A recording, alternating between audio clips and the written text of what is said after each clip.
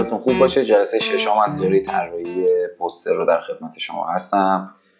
این جلسه قراره ما بیایم روی عکس ها و اون ادیت هایی که توی جلسه قبلی یاد گرفتیم کار بکنیم. ما عکس ها رو یاد گرفتیم که بیایم با هم مونتاژ بکنیم، فوتو مونتاژ بکنیم، عکس بسازیم، یک عکس جدید بسازیم و اومدیم که یاد گرفتیم چه جوری با حروف برخورد بکنیم و ترکیب بندی رو شناختیم. حالا این جلسه اومدیم یک تکنیک جدید و جذابی رو روی همون عکسایی که خودمون ایجاد کردیم و خلق کردیم رو اجرا بکنیم.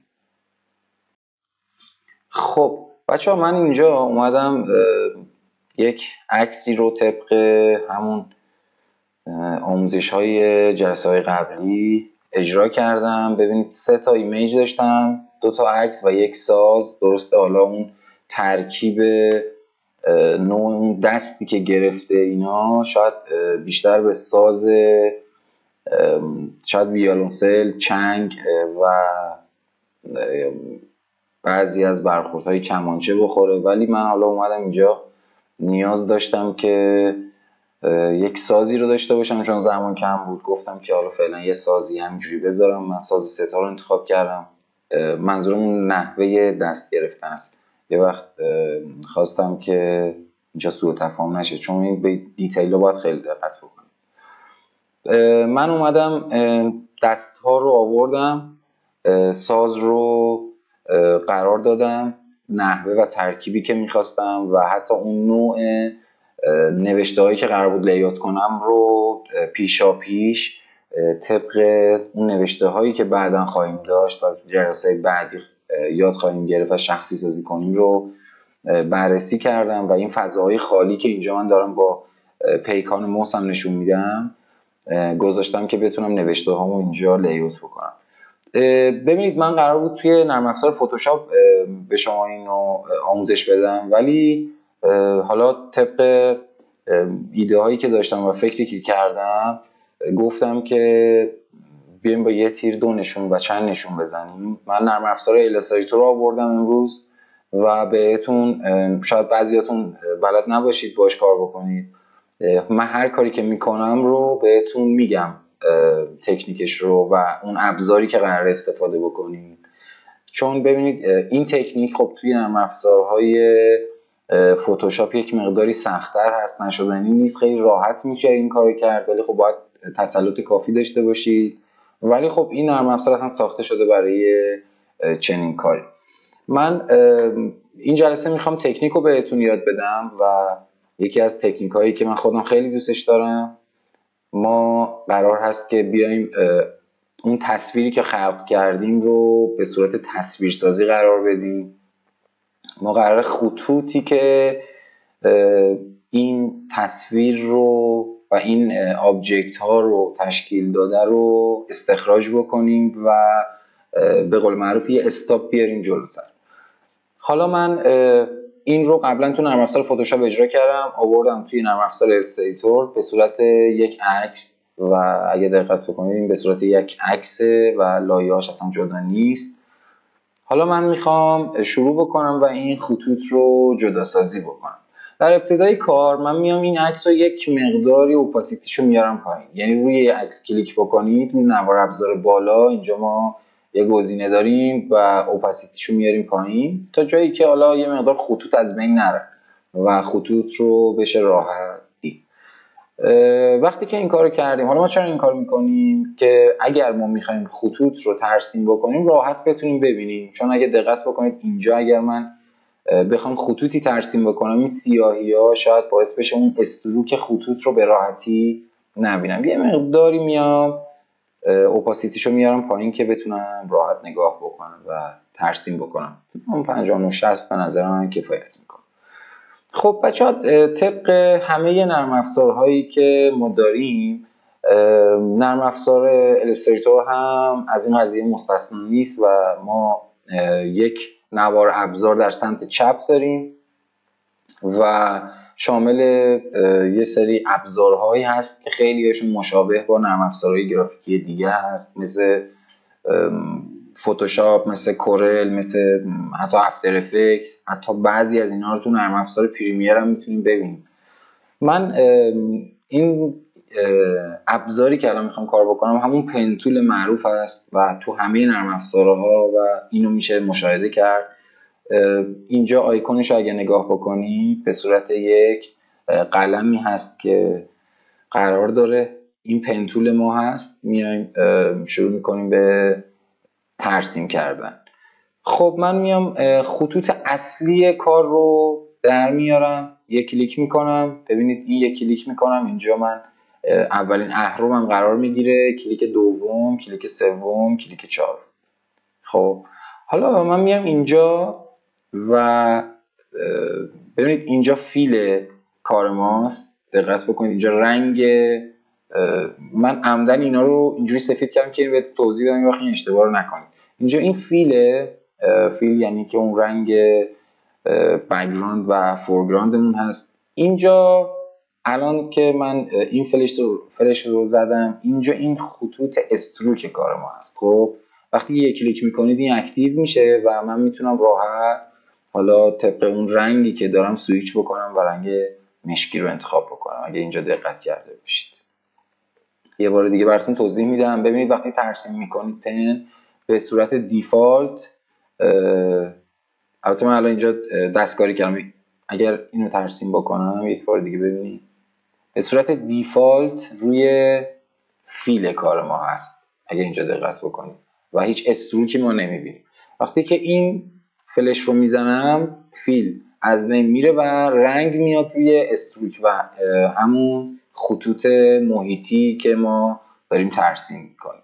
یک بار روی این کلیک بکنید این گزینه کالر باز میشه و حالا هر رنگی که بخواید رو میتونید انتخاب بکنید. من رنگ مشکی رو انتخاب میکنم و شروع میکنم به ترسیم کردن. خب ببینید بچه ها اینجا ما یه سری قوس ها میبینیم و این رو میخوایم ترسیم بکنیم. ببینید اگر یه دونه کلیک بکنیم، یه جای دیگه یه کلیک بکنیم، یه جای دیگه یه کلیک بکنیم، خطوط به صورت شکسته است. البته که بعدا ما میتونیم اینو درستش بکنیم، ولی حالا چون اینجا ما لوگو درس نمیدیم و بحث لوگو و تایپوگرافی نیست، شما از همین اول بیاید سعی بکنید اینو ترسیم بکنید. یک کلیک میکنید، رها نمیکنید کلیک چپ رو و میگیرید میکشید اگه دقت بکنید و ترسیم ها انجام میشه. ببینید حالا که من میخوام برگردم دوباره یک کلیک میکنم، میام اینجایی که قوس داره دوباره کلیکم رو ول نمیکنم. اهرم ها رو اگر دیدید که این حالت پیش اومد میبینید پیوسته است. کلید آلت رو در صفحه کیبوردتون نگه میدارید و اهرم وسط رو یه دونه کلیک میکنید، از بین میره و میتونید ادامه ترسیم رو انجام بدید. تمام مراحل به همین صورت هست و ما شروع میکنیم به ترسیم کردن خطوط اصلی تصویر و اون آبجکتی که از قبل کار کردیم. ببینید بچه ها من نمیخوام شما یه دونه عکس رو از اینترنت بردارید و بیاید اجرا بکنید.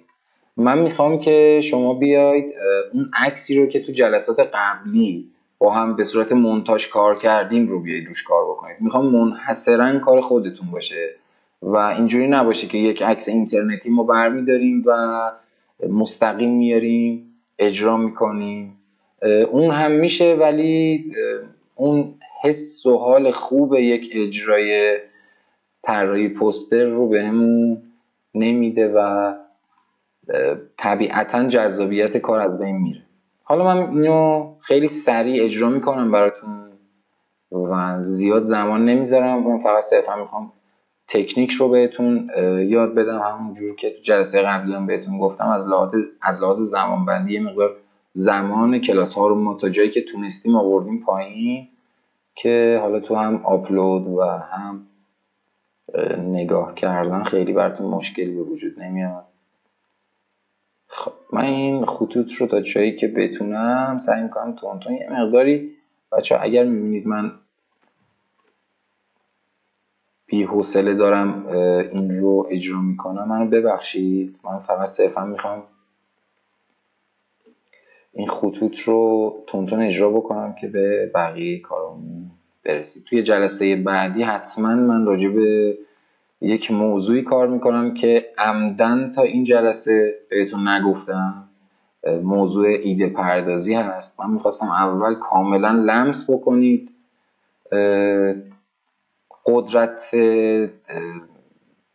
قدرت و اجرای یک تصویر رو و بعد بیایم بریم روی پروسه خلاقیت. خب ببینید بچه ما اینجا هیچ ایرادی نداره. من ببخشید یه کنترل زد بزنم. اینجا دیگه وقتی که میرسیم تقریبا دیگه دست نوازنده تا اینجا ما قطع میشه. وقتی که میخواستیم قطع کنیم کلید اسکیپ رو میزنیم. حالا میخوایم بریم این قسمت بالا رو اجرا بکنیم. من این خطوط رو یه تیکه میگیرم.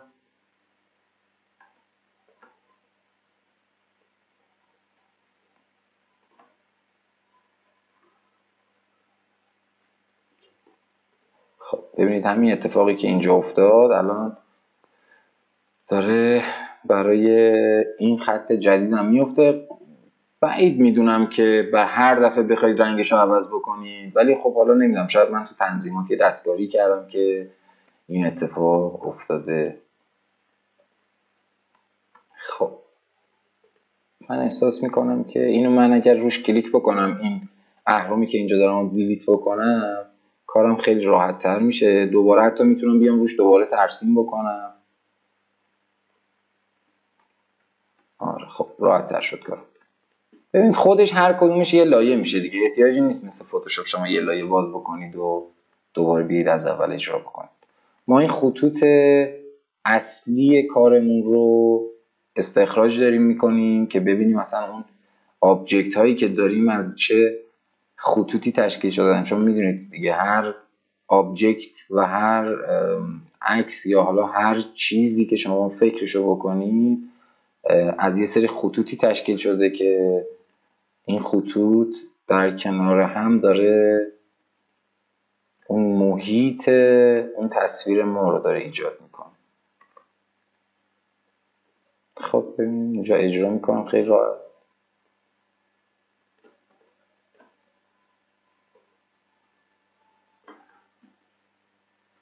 حتی یه سری از این تکنیک هایی که من اجرا کردم رو قبلا هم توی پیجم آپلود کردم و میتونید ببینید. خب بچه اینو عمدن اینجوری کردم که این رو ببینید الان من چیکار میکنم. ببینید اجرا میکنید بعد میبینید که یک مقداری بعد اجرا کردید و خیلی دیگه بیش از حد زننده شده.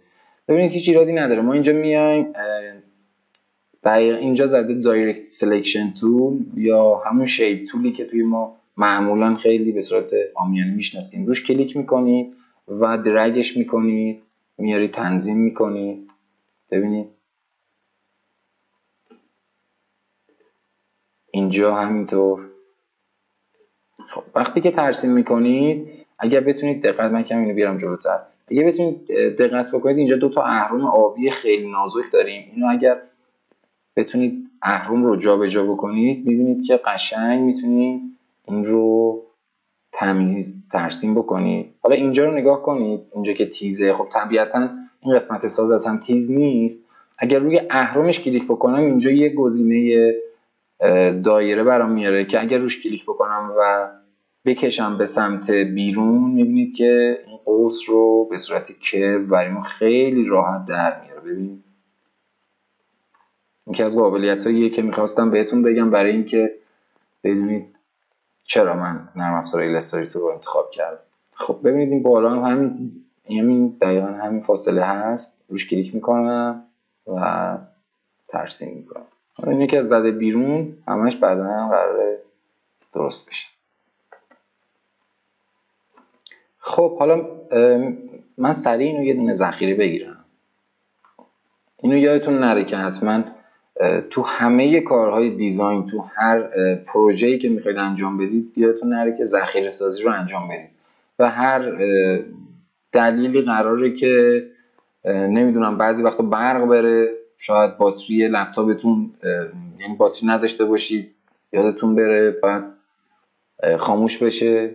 حالا به هزار دلیل امکان داره که بپره. من توی یکی از جلسات طراحی لوگو یادم هست که جلسه 4 یا 5 بود که داشتم کلاسمو ضبط میکردم و طبق معمول 2 ساعت خورده از کلاس گذشته بود و متاسفانه برقا به صورت خیلی نامهربانانه رفت و من تمام اون 2 ساعت کلاسم از بین رفت، با اینی که خودم میدونستم باید پروژه‌مو سیو بکنم برای ضبط کردن ولی فراموش کرده بودم و بهاشم دادم. حواستون باشه که این اتفاق براتون نیفته، چون بعضی از کارها به صورت فورس باید انجام بدید خیلی سریع. میبینید که مشتری منتظره که کارتون رو بگیره و این مشکل اگه به وجود بیاد دیگه هیچ راه برگشتی نیست. البته که بعضی از نرم افزارها تا یه حدودی خودشون ریکاوری میکنن ولی اونم فایده نداره، کامل دوباره از اول بر نمیگرده. اگه اینکه شانستون خوب باشه از همونجا برگرد. خب ببینید من اینو تون اجرا میکنم. حالا یه سری خطوط اصلیشو نادیده میگیرم، اسکپ میزنم، برمیگردم، دوباره میام این رو اجرا میکنم.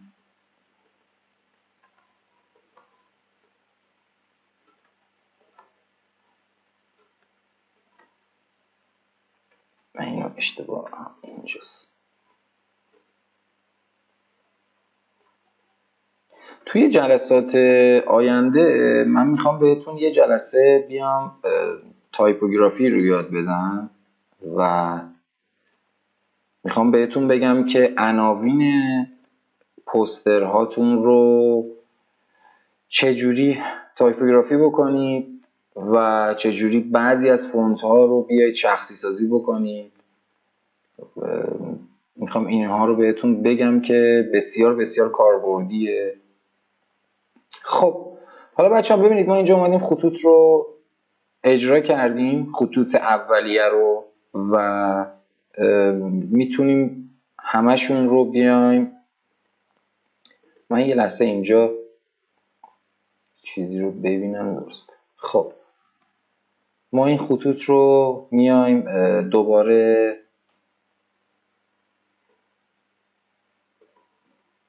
خواستم الان ضخیمش بکنم، حالا بعدا سعی میکنم این کار بکنم. ما خطوط محیطی رو در آوردیم، حالا میخوایم بریم دیتیل ها رو کار بکنیم. ببینید این دیتیل ها اگر من یک مقداری آبجکتم رو روشن‌تر بکنم که اینم کیفیت نداره زیاد دقت بکنید یه سری خطوطی داره، این دیتیل ها تک تک ترسیم میشه. ببینید تمام.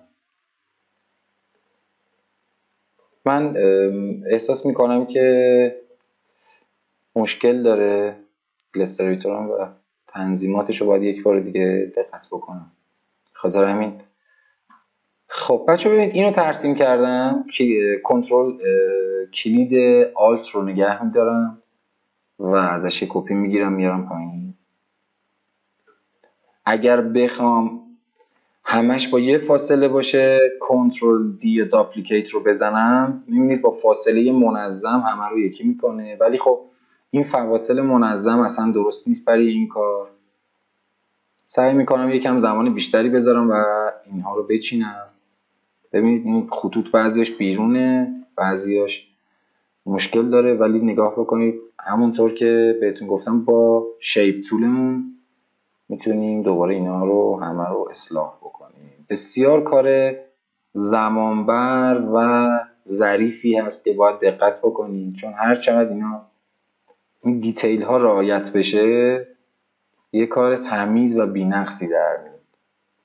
خب ببینید اینجا این پرده های سازی که من اینجا دارم رو دیگه اجرا نمی کنم، میام یه استاپ پایینتر فقط جایی که نیاز هست اون خطوط باشه کپیاشو انجام میدم دیگه. مثلا زیر انگشت اینا رو خیلی نمیام کار بکنم. خب تا اینجا کپی کردیم. حالا میایم یه مقدار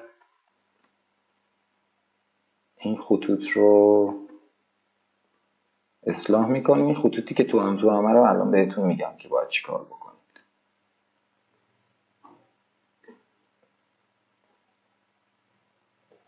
دوباره کپی میکنم ازش. کپی نشد، یه بار دیگه کپی میکنم.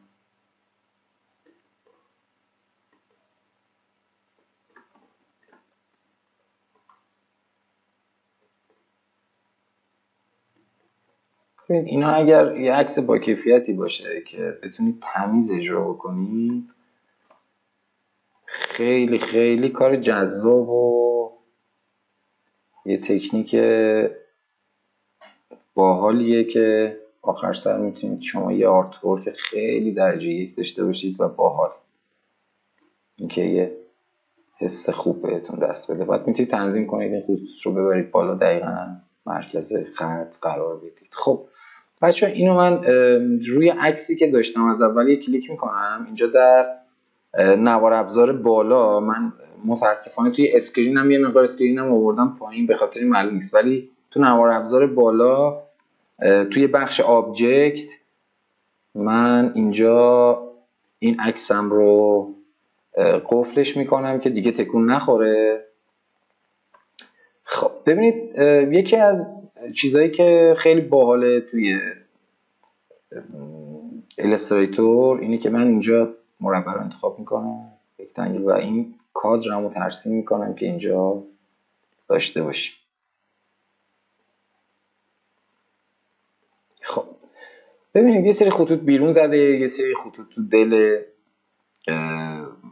عکسامون قرار داره. ببینید من این کل این خطوط رو درگ میکنم و سلکت میکنم و اینجا یه گزینه در نوار ابزار سمت چپ هست که شیپ بیلدر تول یا شیفت با ام میانبرش انتخابش میکنم و یکم زوم میکنم میرم نزدیک. ببینید یه سری اتفاقات میفته. اینا رو حتما اگر نرم افزار ایلاستریتور رو بلد نیستید حتما باید کار بکنید. خیلی باحاله به نظرم و کار خیلی برام راحت تر میکنه.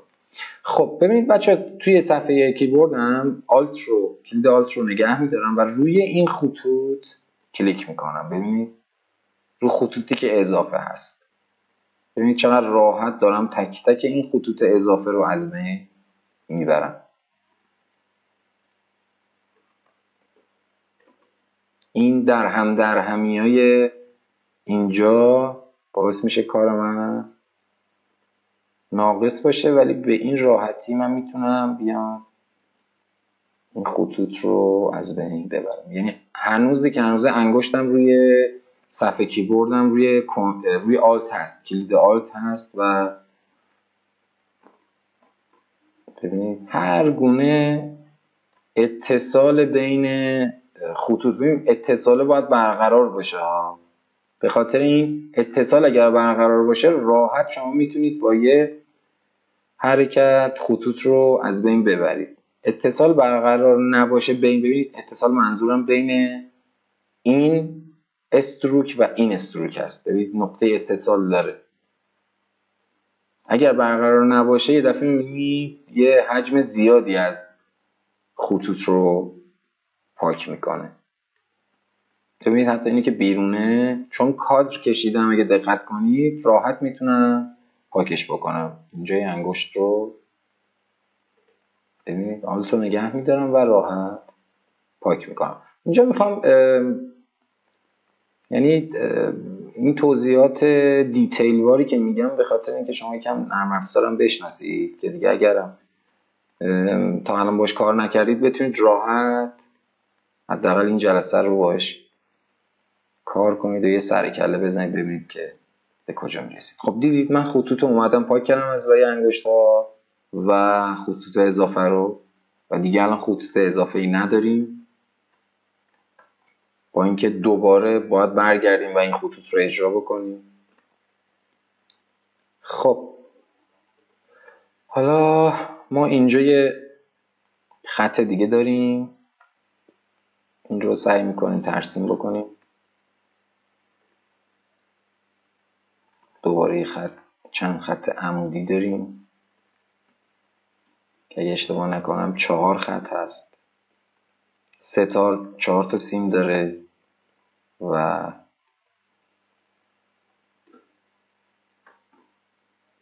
خطوط رو ترسیم میکنه.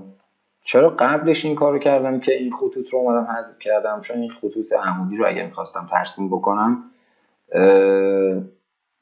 خیلی تو هم میرفت و اصلا یه چیز فاجعه ای میشد. دوباره میام همین خطوط رو پاک میکنم.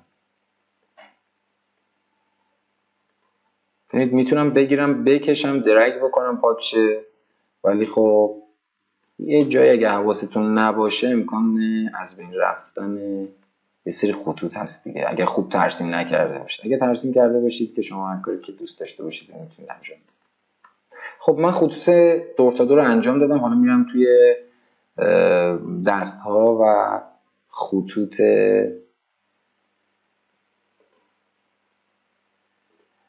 دومی رو ترسیم میکنم. ببینید همونطور که از قبل هم کار کردیم.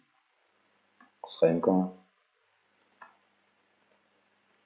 بکنید من این الان یه دونه کپی میکنم ازش، یه استاپ میارمش بالا.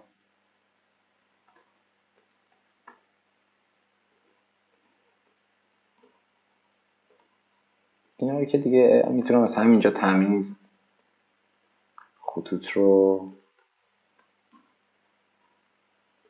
تنظیم بکنم.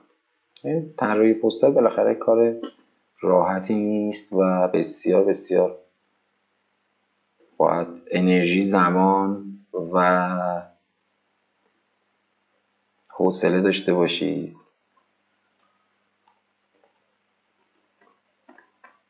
حتی این ناخونا رو میام سعی میکنم دقیق اجرا بکنم، همش به همون صورتیه که از اول با هم کار کردیم.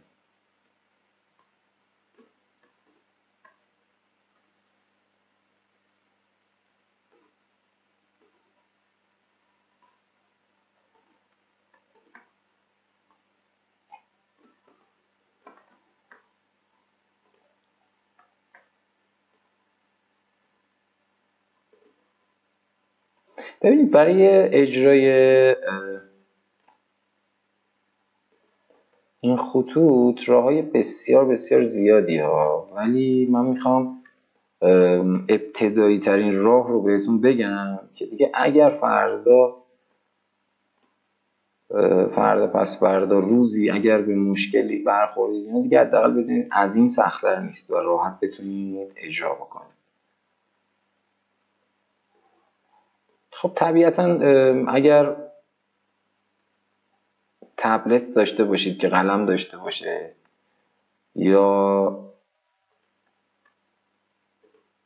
قلم نوری داشته باشید خب طبیعتا خیلی خیلی راحت تره. من بعد از یه مدت دیگه هیچ وقت دستی این کارو نکردم، با اینکه میدونم این کار خیلی باحال‌تره، ولی خب تبلت اگه داشته باشید دیگه خیلی راحت‌تر میتونید این کارو بکنید.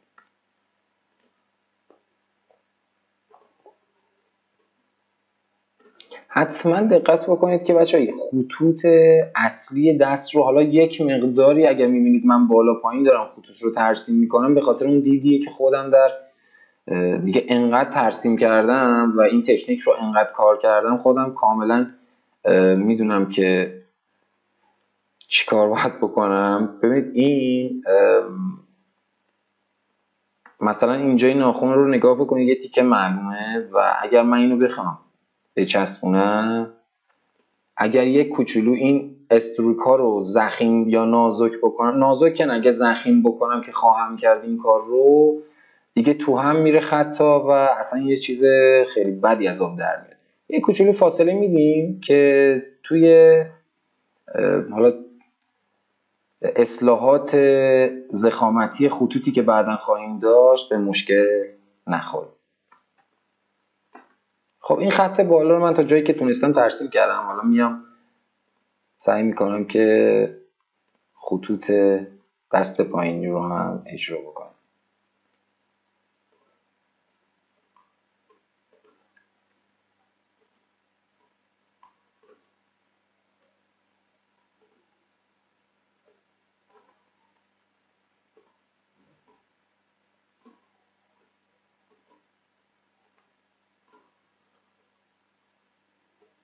این خطوط اصلی دست رو یا حالا هر آبجکتی که دارید سعی کنید که به چند دسته تقسیم بکنید.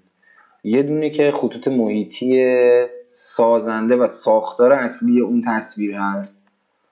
یه سری خطوط درونی داریم که مثل این رگ ها و فواصلی هست که بین انگشتان هست. میگم این توی همه عناصری که به صورت 3D هست وجود داره. یعنی شما نمیتونید بگید چون فقط دسته باید این کارو بکنید و سعی کنید به ترتیب اینا رو اجرا بکنید که خیلی شلخته کار نکنید، چون این تعداد ترسیمی خطوط انقدر زیاد میشه که اگر بخواید یه وقت یه دونه خط رو یادتون بره و فراموش بکنید، مخصوصا تو خطوط محیطی، یه دفعه میاد میبینید خروجی و رندر کارتون رو گرفتید و یه چیزی جا مونده و اصلا اون بحث زیبایی شناسی و اون استاندارد سازی رو از بین، یعنی از دست رفته و از بین رفته. اینا رو فقط گفتم که حواستون باشه این مشکلاتی که من خودم چندین بار باش دست و پنجه نرم کردم دیگه به وجود نیاد. ببینید الان مثلا همین خطایی که الان ما اینجا داریم بسیار بسیار مهمه. فکر کنید الان من اینو ترسیم نکنم این 2 تا انگشت 3 تا انگشت اصلا کلا با هم جدا میشه.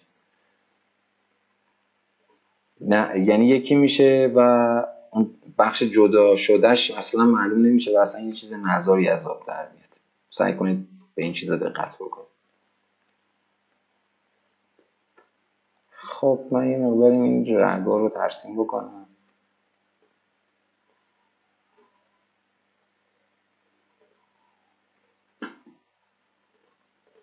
خب بچه من این رو اومدم اجرا کردم تا جایی که تونستم و الان میبینم که یه چیزی یادم رفته. این بسیار بسیار این اتصالات مهمه، اگر فراموش کنید اصلا در نمیاد دیگه.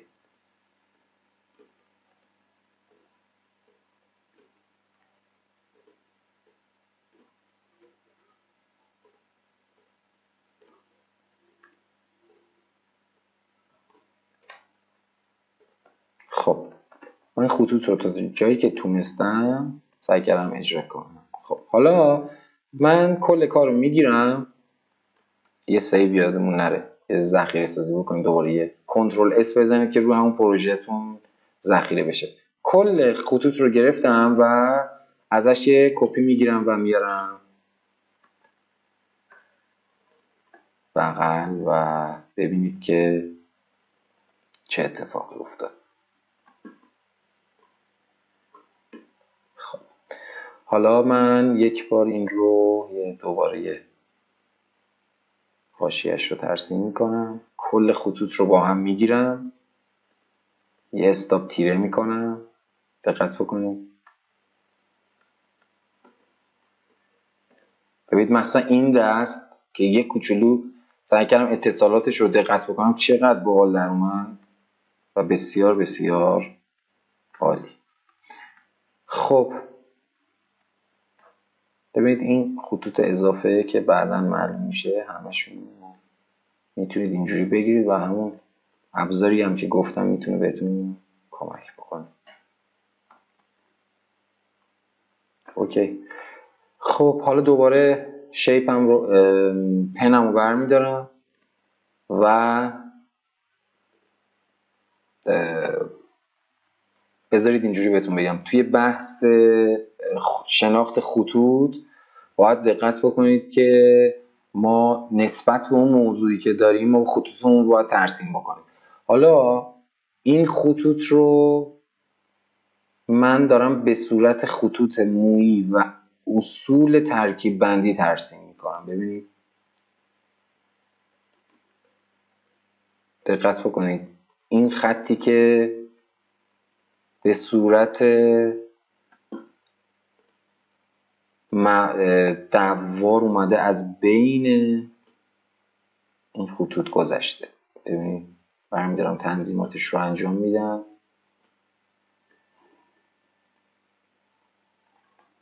این خطوط برای بحث ترکیب بندی بسیار بسیار میتونه به ما کمک بکنه. حالا میگم توی هر کار امکان داره شما خیلی این خطوط رو اصلا ترسیم نکنید یا این خطوط کمکی رو بر مبنا و اصول اون کاری که دارید ترسیم بکنید. این رو دقت بکنید. ولی خب توی کار من که یه کار تقریبا میشه گفت احساسی و اون حس لطیف موسیقی، مخصوصا موسیقی اصیلی که من اومدم استفاده کردم یا اون موسیقی سنتی، نیاز هست که این خطوط به صورت آخرین فن استاد بود که میگفتم، من که استاد نیستم ولی منظور این که آخرین فن بیان استفاده بکنم. هر چقدر اینا رو تمیزتر اجرا بکنید و منظم باشه کار بسیار دقیق و باحال‌تر در میاد. ببینید مثلا الان